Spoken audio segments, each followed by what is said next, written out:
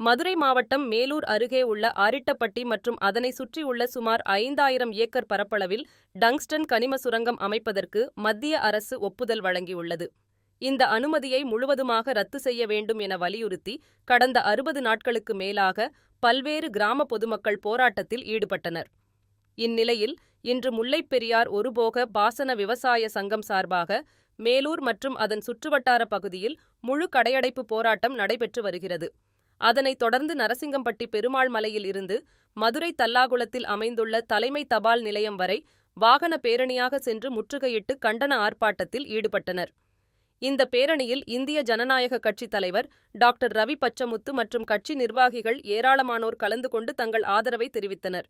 மேலும் மத்திய மாநில அரசுகள் உடனடியாக திட்டத்தை முழுவதுமாக ரத்து செய்ய வேண்டும் எனவும், முல்லைப் பெரியார் ஒருபோக பாசனப் பகுதியை பாதுகாக்கப்பட்ட வேளாண் மண்டலமாக அறிவிக்க வேண்டும் என்பது உள்ளிட்ட பல கோரிக்கைகளை வலியுறுத்தி பல்வேறு கோஷங்களை எழுப்பி ஆர்ப்பாட்டத்தில் ஈடுபட்டனர்.